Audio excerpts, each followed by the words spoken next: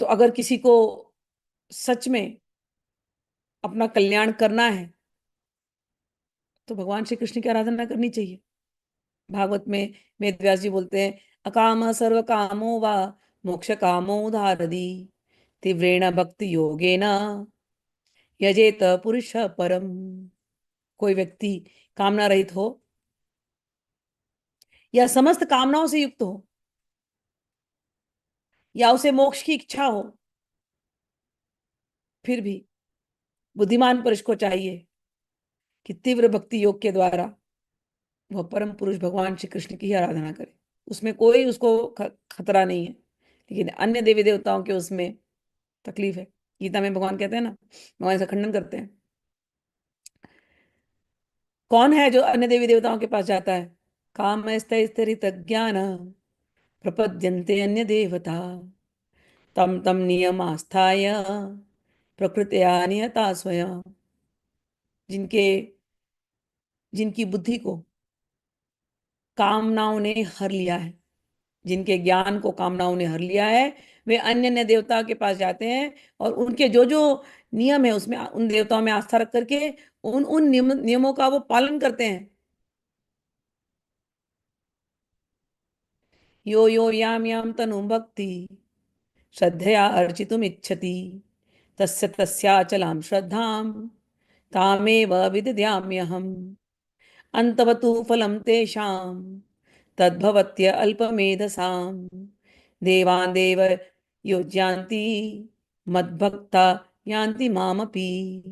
हे अर्जुन, जो विषय में आसक्त पुरुष हैं वे अपने स्वभाववश उन उन भोगों की कामनाओं से ज्ञान भ्रष्ट होकर के उन उन नियमों को धारण करके, अर्थात जिस देवता की वो पूजा करते हैं उन नियमों को धारण करके उन देवताओं का भजन करते हैं। जो जो सकामी भक्त जिस जिस देवता की श्रद्धा से पूजन करता है, उस उपासक को उसी देवता के प्रति श्रद्धा स्थिर करने वाला वो मैं हूं। वो नहीं जान रहे, इनडायरेक्ट पूजा कर रहे हो, वो श्रद्धा रूप में मैं ही हूं जो इसको दृढ़ करता है। लेकिन वो इतने अल्प बुद्धि हैं, वो फलों के पीछे इन देवताओं के लिए जा रहे हैं, लेकिन ये फल नाशवान है। अंतकाल में जो देवताओं की पूजा करते हैं, देवान देव यजो यान्ति, जो देवों की पूजा करते हैं वो देवों के पास जाते हैं। मद भक्तायांति माम अपी, जो मेरी पूजा करते हैं वो मेरे धाम आते हैं। देवताओं के धाम जाना यानी स्वर्ग लोक तक जाना, फिर से वापस नीचे आना। और मेरे धाम आया तो फिर से वापस नहीं आते। त्रय विद्यामाम सोमपापूत पापा यज्ञैरिष्ट्वा स्वर्गतिं प्रार्थयन्ते ते पुण्य सामाद्य सुरेंद्र लोका मश्नन्ति दिव्यान् दिवि देव भोगान् ते तं भुक्त्वा स्वर्गलोकं विशालं क्षिणे पुण्ये मर्त्यलोकं विशन्ति एवं त्रयीधर्मनु प्रपन्ना गतागतं काम कामा लभन्ते।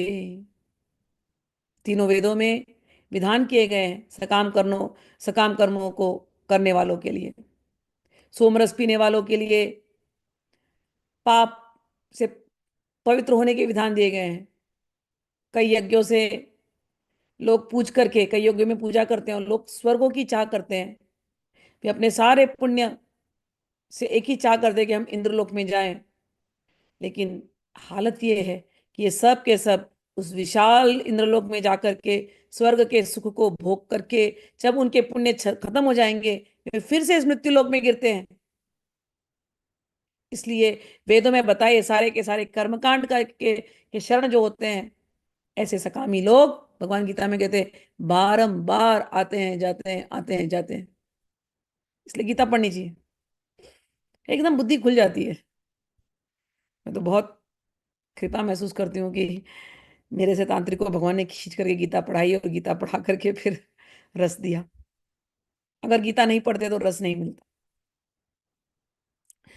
भगवान श्री कृष्ण को छोड़ करके अन्य देवताओं का सेवन करने वाले लोग यह लोग और परलोक दोनों से भ्रष्ट होकर के अशांति को प्राप्त होते हैं। और ये मैं देखती हूँ।